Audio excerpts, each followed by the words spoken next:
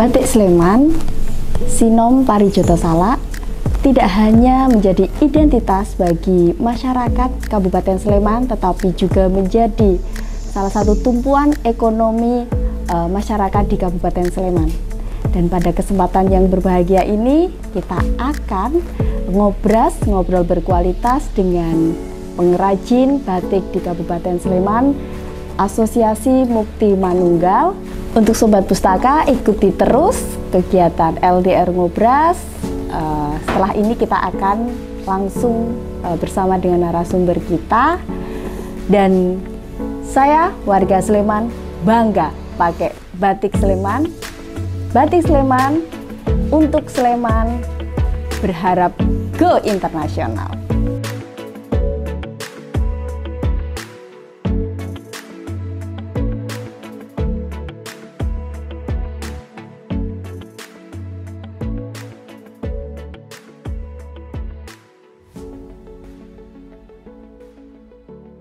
Halo Sobat Pustaka semua, kembali lagi kita di LDR Ngobras, literasi di rumah, ngobrol berkualitas. Ya, pada kesempatan yang sangat berbahagia ini, hari ini saya, Nana, berkesempatan mewawancarai Ibu Haryati dari kelompok batik Mekar Lestari Bedok Trihanggo Gamping. Iya, pada kesempatan yang berbahagia ini, Ibu, terima kasih sudah berkenan menjadi narasumber kami pada kesempatan LDR Ngobras kita kali ini.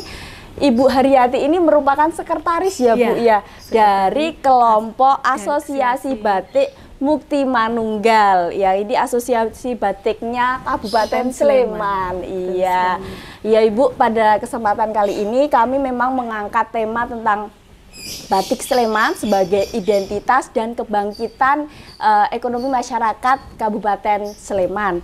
Nah, Ibu, mungkin boleh diceritakan Bu, ya. Ini sebenarnya dulu tuh awalnya batik Sleman ini yang diberi nama, kalau namanya Sinom Parijoto Salak. Sinom Parijoto Salak. Ya. Itu dulunya itu bisa terlahir batik Sleman ini tuh gimana Bu ceritanya? Jadi dari tahun 2012 itu Ibu Kepala Dekranasda Kabupaten Sleman itu mengadakan lomba desain batik, Mbak. Oh, iya. Dari hasil lomba desain batik ini yang menang adalah motif Parijoto Salak yang akhirnya dikukuhkan untuk menjadi ikon Sleman, yaitu batik Sleman Parijoto Salak itu. Oh, iya. Jadi berawal dari situ. Ibu Kepala Dekranasda ya, waktu Ibu Haja Sri Kustini Sri Purnomo. Oh iya, Ibu Kustini Sri Purnomo. Terus waktu itu dilombakan terus dapatnya ini motif iya betul. ini. Jadi sekian banyak motif yang dilombakan, itu yang menang adalah motif Sinom Parijoto Salak seperti ini Mbak. Seperti ini ya Bu ya. Iya, seperti ini. Di belakang kami ini adalah contoh-contoh motif dari batik Sleman Sinom Parijoto Salak. Iya. Kalau Sinom Parijoto itu karena ini Bu, motifnya ini ya. Itu ceritanya di sini di Sleman ada Gunung Merapi yang di sana banyak tumbuh pohon parijoto. Dan yang kedua, Sleman terkenal dengan buah salaknya, Mbak. Jadi akhirnya itu dikombinasikan menjadi sebuah motif dan hasil menang lomba yang dinamakan tadi Sinom Parijoto Salak. Jadi semenjak tahun 2000 lombanya itu tahun 2000, mulai acara tahun 2012, terus tahun 2013 sudah bisa dikukuhkan. Terus tahun 2014 langsung eksekusi ke setiap desa, Mbak. Dari Dinas Perindustrian dan Perdagangan Kabupaten Sleman langsung ditindaklanjuti mengadakan pelatihan membatik. Salah satunya hasilnya adalah dari Mekar Lestari ini, dari Mbak. Mekar Lestari. Ini adalah hasil dari pelatihan membatik tahun 2014. Berarti sekitar dari 2014 sampai 2022 ini berarti sudah berapa tahun ya Bu? 9 tahun ya. 9 tahun berdiri kita bisa adanya batik Sinom Parijoto Salak. Iya, jadi sudah lumayan ya Bu ya. Sudah. Nah, itu seiring berkembangnya waktu ya Bu ya, bagaimana sih cara dari Ibu mungkin sebagai anggota dari Asosiasi Mukti Manunggal maupun juga pengrajin batik supaya meningkatkan eksistensi dari batik Parijoto ini tuh bagaimana, apa yang dilakukan? Saya promosinya itu seperti apa, mungkin bisa diceritakan, Bu? Betul sekali, Mbak. Jadi pada tahun 2014 kami mulai berdiri dari kelompok batik Mekar Lestari itu disusul dengan kelompok batik yang ada di Kabupaten Sleman. Waktu itu belum banyak, Mbak, masih ada 5 kelompok. Nah, karena kita ingin istilahnya biar Parijoto Salak ini semakin populer, dan itu karena untuk meningkatkan perekonomian kami. Akhirnya kami membentuk asosiasi ini, Mbak. Ini memudahkan kami berkomunikasi dan mempermudahkan kami untuk membranding Parijoto Salak ini. Berarti ada asosiasi ini, terus habis itu bisa diskusi ya, Bu, di dalamnya. Untuk membahas tentang teknik-teknik dan motif ini biar lebih populer, artinya menyadarkan dari dalam diri kita sendiri. Jadi paling enggak dari keluarga dulu, dari keluarga, akhirnya dari RT, RW, dan kita menunjukkan dulu. Setelah itu kita dapat kepercayaan dari desa, Mbak. Dari desa akhirnya desa pesan karena mungkin percaya dengan kami. Seluruh perangkat desa dari PKK, dari Apsari, dari Posyandu menggunakan motif Parijoto Salak. Jadi kalau bisa kita simpulkan, Ibu, berarti cara promosinya itu dimulai dari keluarga dari keluarga dulu, setelah itu nanti merembet ke samping-sampingnya seperti itu. Tapi kalau itu kan berarti terus habis itu ke kelompok juga. Nah, itu ada nggak, Bu, misalnya terus biar lebih kelihatan lagi melalui sosial media mungkin, Bu? Betul sekali. Jadi dari sosial media, Mbak, kita sering dari dinas itu diadakan pameran-pameran. Pameran-pameran dan diangkat ke media. Jadi itu membuat kita bahasanya apa ya, Mbak ya? Lebih terkenal. Iya. Berkat media itu kita lebih terkenal. Ditambah lagi ada peraturan-peraturan daerah yang mengharuskan seluruh ASN untuk memakai batik Parijoto ini. Mau nggak mau beli, Bu, termasuk saya. Itu jadi mau nggak mau beli. Seperti itu. Jadi itu sangat membantu kita, Mbak. Seperti itu. Jadi promosinya itu juga melalui sosial media, karena sekarang ini sosial media itu menjadi trend centernya di seluruh lapisan masyarakat. Anak kecil aja punya sosial media, jadi itu bisa menjadi sarana untuk mempromosikan, ya, Bu. Ada IG atau FB-nya nggak, Bu, dari sini? Dari Mukti Manunggal sendiri ada IG-nya, Mukti Manunggal. Jadi bisa langsung dilihat di sana. Kalau dari Mekar Lestari nanti per kelompoknya, Mbak. Per kelompoknya. Jadi Mekar Lestari sendiri itu akhirnya berkembang. Dari anggota itu sekarang sudah ada 5 kelompok yang hasil dari Mekar Lestari. Misalkan kayak saya, Batikku, ada teman saya Ana Deva, ada teman saya Mi Utami, semua ada IG-nya. Gitu. Jadi misalnya kayak Batikku batik, IG-nya seperti itu. Mi In Batik itu juga ada IG-nya seperti itu. Ibu-ibu sekarang sudah gaul berarti ya, Bu, ya. Namanya juga sangat menarik ini, Bu. Dan yang membuat bangga lagi ketika kita ada acara itu, kita nggak tahu ternyata di Google itu, Mbak, kegiatan kita ada di situ. Jadi kita ketik batik Sleman, itu ada kegiatan sudah kita. ngeling gitu ya, Bu, otomatis ngeling gitu ya. Sangat luar biasa sekali. Bu, saya jadi tertarik dengan sebenarnya dari Mukti Manunggal ini kan berarti sejarahnya itu, kalau misalnya kita boleh tahu, Bu, itu kan pasca dari adanya launching dari motifnya, terus habis itu terbentuklah asosiasi. Lalu habis itu di bawahnya asosiasi menaungi para kelompok pengrajin tadi, termasuk dari kelompok batik Mekar Lestari ini. Dan di Kabupaten Sleman sudah ada berapa kelompok batik, Bu? Di Kabupaten Sleman ini sudah terdata baik lama ataupun baru sampai dengan tahun 2022 ini ada 44 kelompok batik.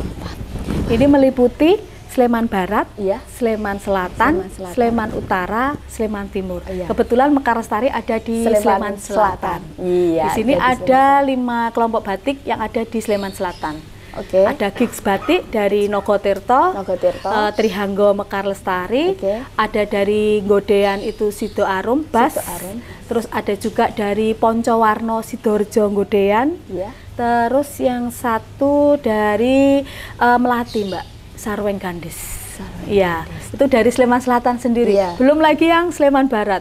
Di sana ada Sekar Jatimas, ada Mave, ada Rukma Batik, ada Nastiti Agung.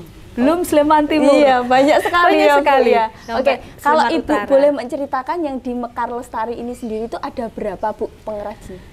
Dari Mekar Lestari kami dulu ber-20 Mbak, tapi berjalannya waktu sampai dengan tahun 2022, kalau hitungan grafiknya berkembang Mbak, tapi secara personil orangnya berkurang. Artinya begini, dulu anggotanya 20, tapi murni kelompok Mekar Lestari itu belum berkembang. Tapi karena dulu itu yang daftar sudah sepuh-sepuh Mbak, jadi akhirnya yang sepuh ini di rumah, karena untuk nyebrang ring roadnya takut. Nah sekarang ada 9, dari 9 ini sudah berkembang menjadi 5 Mbak. Jadi dari Mekar Lestari Trihanggo ini sudah ada 5 brand. Di sini ada In Batik, Batikyu Batik, Anadeva Batik, Giojaya Batik, dan Arifah Batik. Salah satunya ini Batikku Batik yang ada di sini. Jadi masing-masing teman-teman ada kain Mbak, punya sendiri. Mungkin ada di sini tapi saya lupa. Dan punya karakteristik masing-masing nggak Bu? Di Trihanggo ini kami sudah ada 2 motif Mbak. Yang hasil karya desain kami untuk kas kita yang seperti di sebelah sana itu Cipto Hanggo, dan yang satunya Telu Dadi Siji itu sudah ada hakinya menjadi kas di sini seperti itu. Luar biasa sekali ya. Itu. Ini baru tahu loh Bu, ternyata dari sekian banyak tetap masih ada yang menjadi ciri khas masing-masing. Dan semua teman-teman mempunyai juga, bukan hanya di sini. Ya, jadi misalnya kayak di Sleman Utara, di sana ada nama batik, kelompok batik Mantaran. Ada kelompok batik Sekar Giri, itu juga mempunyai ciri khas. Kalau Sekar Giri itu dengan temanya Semar Dalil. Jadi di sana karena di Girikerto itu ikonnya kan Semar. Jadi itu diangkat menjadi motif batik. Tapi kalau yang di Mantaran itu karena di sana banyak penghasil melon, jadi buah melonnya itu yang diangkat. Berarti dan setiap motif itu ada filosofinya pasti. Ada, ya. Jadi luar biasa, merupakan harapan dan doa kami. Jadi ketika kita membuat motif itu kita diskusi sama teman-teman. Yang cocok apa, yang cocok apa, seperti itu. Iya. Jadi malah tertarik juga saya mau bertanya Bu, untuk bisa menghasilkan motif warna seperti ini ya Sobat Pustaka semua, itu kira-kira Ibu itu melalui proses kayak membaca atau melihat informasi dari Google atau melihat informasi dari Instagram. Sekarang sudah banyak itu Bu, misalnya di Instagram tuh orang posting bajunya, batiknya, warnanya dan lain sebagainya. Kan batik kalau di Indonesia pasti banyak sekali ya Bu ya. Apakah Ibu terus bisa mendapatkan inspirasi itu dari situ Bu? Nah itu 75% dari situ Mbak malahan. Karena kita harus selalu melihat tren warna 2022 misalkan kayak gitu. Ya kita taunya dari itu Mbak, dari buku, dari online, dari Google itu tadi. Ya inspirasinya dari Ibu ini ternyata juga dari proses membaca. Jadi kita juga di kehidupan kita itu ternyata literasi itu berperan penting gitu, termasuk dalam proses menghasilkan batik ini gitu ya Bu ya. Betul sekali. Ya Bu, kalau misalnya ini Bu dari prosesnya selama ini misalnya sekarang kan sudah ada bertambah nih para pengrajin batiknya itu. Nah itu kalau kita kaitkan dengan tingkat kesejahteraan ekonomi, apakah sudah mampu membangkitkan ekonomi di masyarakat sekitar Bu? Misalnya dari yang dulunya belum punya pekerjaan, maaf ya Bu ya, terus habis itu dari adanya kelompok-kelompok batik ini terus menyerap tenaga kerja, terus mereka jadi ikut bantu nyantingi apa Bu namanya Bu? Nyanting ya Bu ya, nyanting, gambar, ngelorot seperti betul. itu. Ada seperti itu nggak Bu di lingkungan sekitar sini dulu aja? Kenapa kita melakukan mendalami menekuni batik ini? Karena memang efek dari perekonomiannya sangat bagus Mbak. Ya, jadi dari contohnya yang ada di kelompok batik Mekar Lestari ini. Banyak tetangga yang bilang malah heran, kamu sekarang kok pengkoh, kamu sekarang kok tidak darah tinggian lagi. Nah, itu kisah nyata itu, Mbak. Iya, iya. Ternyata mereka itu ketika di rumah saja tidak ada aktivitas kegiatan, itu membuat mereka itu sakit kepala dan darah tinggi. Betul itu. Nah, ketika mereka masuk ke komunitas kami, akhirnya mereka kan sering bertemu dengan teman-teman. Nanti diajak pameran dinas, akhirnya keluar. Nah, itu membuat fresh, Mbak. Selain ekonominya bertambah, mungkin wawasannya secara psikologisnya juga ya, Bu, ya. Akhirnya sekarang nggak pernah darah tinggi lagi, Mbak. Jadi membatik bisa jadi buat healing ini. Iya, ini betul. ada satu inspirasi untuk kita healing. Bertemu dengan orang banyak, itu sangat menyenangkan. Terus sampai tetangga itu bilang, wah, saiki tua malah semakin pengkoh, nggak sakit-sakitan lagi, misalkan kayak gini. Itu salah satu contoh yang di tempat kita aja. Belum lagi tempat saya, tempat kami yang Mukti Manunggal yang ada di Cangkringan, Mbak. Di sana kan ada pengrajin batik, tapi kehidupan sehari-harinya itu loh, Mbak, wedus etawa itu loh, Mbak, kambing etawa. Jadi setiap sebelumnya itu dia cari rumput untuk karena apa ya? Tadi kambing etawa, susu etawa tapi. Nah, tapi dengan dia akhirnya membatik, di sela-selanya itu dia batik. Ternyata dia juga senang. Dia suka senang, bahagia gitu. Ya, jadi selain tambahan ekonomi, ya tadi healingnya tadi. Jadi proses membatik tidak hanya menghasilkan pundi-pundi uang, tapi juga menghasilkan kebahagiaan bagi diri masing-masing para pengrajinnya. Betul, ya, Bu. Mbak. Ikut senang ini, Bu. Ini bertambah literasinya, bertambah informasinya bagi kami. Iya, Ibu. Dan kebetulan, Bu, ini kita kan kemarin di bulan Juli ya, Bu, akhir Juli itu kita pernah ada kegiatan PILM, kita bekerja sama dengan Perpusnas, peningkatan indeks literasi masyarakat, dan kebetulan kita juga mengukuhkan Bunda Literasi Kabupaten Sleman, yaitu Ibu Bupati Sleman, Ibu Hajah Kustini Sri Purnomo. Waktu itu Ibu juga ikut ya, Bu, ya, dan mempromosikan juga batik Sleman di kancah nasional waktu itu. Nah, menurut Ibu, kiprah beliau sebagai Bunda Literasi dalam membantu kegiatan di Asosiasi Batik Mukti Manunggal maupun mensupport dari para pengrajin batik ini sudah seperti apa, Bu? Sangat tepat sekali, Mbak. Karena ibaratnya seorang anak akhirnya mendapatkan ibu. Dan beliau betul-betul mensupport kami, baik dari apa ya, seperti yang saya sampaikan tadi, program-program beliau ketika pengrajin batik itu mulai waktu pandemi terpuruk, itu beliau akhirnya malah pesen beberapa kain banyak. Nah, itu bisa kita kerjakan bareng-bareng satu Sleman itu, Mbak. Berarti termasuk yang tadi Ibu sebutkan, ASN wajib pakai batik 1 bulan itu ya, Bu, ya? Dalam 1 tahun itu ada 4 bulan yang wajib pakai. Iya, betul, Bu. Kemarin Oktober 1 bulan kita pakai batik, makanya harus belum lagi yang hari Kemis Pahing, kayak gitu. Bahkan kita terakhir kemarin ini ya, Bu, ya, jarik ya, Bu, ya? Itu jarik ASN itu. ASN itu. Jadi ide-ide beliau itu untuk merangkul kami itu sangat luar biasa. Terima kasih. Sangat dirasakan ya, Bu, sangat ya? dirasakan sekali. Kita dari tadi ngobrol ngalor ngidul ya, Bu, ya. Ini boleh kita sampaikan ke Sobat Pustaka juga, ini warna-warnanya ya, Bu, ya. Kalau misalnya di batik batik Sleman sendiri itu sudah ada yang range harganya aja deh, Bu, biar teman-teman tahu lah. Iya, dari kami ini motifnya memang banyak yang Parijoto Salak, tapi tidak menutup kemungkinan untuk teman-teman bisa berproses atau berpesan dengan motif klasik Jogja. Misalkan kayak parang itu di kombi-kombi biar tidak lepas dari Parijoto Salaknya. Tapi kalau mau pakem juga bisa. Untuk ring harganya kami di angka 135.000 untuk batik cap sampai dengan 1,5 juta yang untuk batik tulis. Batik. Kalau ini warna alam full tulis 2,5 meter. Ini kami jual 1,5, Mbak. Aduh, ini 1,5 ternyata ya dari tadi. Ini juga tidak lepas dari motif Parijoto, Mbak. Iya, tapi ini Parijoto. Kami desain menjadi sekar jagat.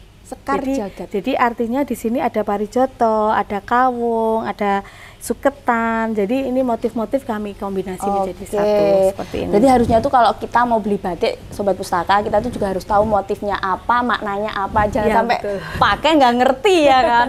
Kalau pengen tahu baca ya, atau tanya sama yang jual gitu ya, Bu, ya. Ini juga sama ini ya, Bu, sama, ya? ini juga Parijoto Salak, tapi bawahnya kita kasih parang. Jadi biar lebih kaya desain dan motifnya seperti ini. Ini juga warna alam. Tapi untuk seperti yang di belakang Mbaknya ini, ini untuk pembelian banyak itu bisa 100.000.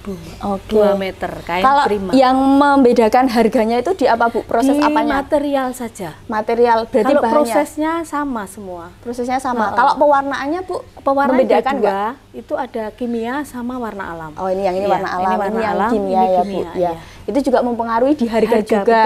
Betul, Oke, ya. Jadi nanti silahkan kalian bisa pilih-pilih. Yang jelas dengan kita membeli batik para pengrajin di Kabupaten Sleman ini, kita juga ikut turut membantu perekonomian masyarakat di Kabupaten Sleman. Nah, terakhir Bu, harapannya batik Sleman ini pengen gimana sih? Harapan kami banyak yang sadar bahwa membeli yang asli itu lebih bagus dan sebenarnya murah. Oh gitu Bu? Ya, karena sekarang banyak yang print toh Mbak. Jadi harapannya kalau membeli batik yang asli. Jadi untuk membantu kami biar tetap melestarikan budaya dan juga mengangkat perekonomian dari kami. Oke. Dan pengennya ini batik Sleman bisa go internasional. Betul pastinya sekali, Bu ya. Bisa nanti bisa mimpi aja Bu, nanti bisa pameran sampai di luar negeri sana, nanti diajak sama Bu Kusti ini Bu, kalau ke luar negeri diajak dong ini pengrajin batiknya gitu Bu, ya. Bu. Jadi biar bisa go internasional, perekonomiannya juga meningkat. Dan inilah kenapa kita ambil tema di kesempatan yang berbahagia ini Ibu. Jadi selain batik Sleman itu menjadi identitasnya warga Sleman, dari warga Sleman lah untuk warga Sleman, dan berharap batik Sleman ini bisa menjadi go internasional. Kira-kira seperti itu Bu. Terima kasih. Terima kasih sekali. Sama-sama, ini Mbak. Informasinya luar biasa sekali, dan Sobat Pustaka di rumah pastinya nanti pasti juga setuju dengan saya karena banyak informasi yang kita dapatkan. Dan kalau kalian pengen tahu lebih jelas lagi bisa langsung ke showroomnya ke sini ya Bu ya, di Bedok ya Bu ya, RT6 RW 25 Trihanggong Gamping Sleman. Iya, nanti cari di Google Maps langsung. Dan jangan lupa di follow IG-nya apa Bu? IG-nya Mukti Manunggal atau Batikyu Batik. Oh, Batikyu Batik. Oke. Terima kasih Ibu. Semoga kita bisa ketemu di lain kesempatan ya Bu ya. Dan Sobat Pustaka, jangan lupa beli batik Sleman ya, yang pastinya dari pengrajin ya, jangan yang printing ya Bu ya, supaya perekonomian masyarakat di Kabupaten Sleman terus meningkat. Terima kasih semuanya. Salam literasi gini Bu. Oke, ya kita tutup dengan salam literasi. Ayo membaca, ayo berkarya. Dadah.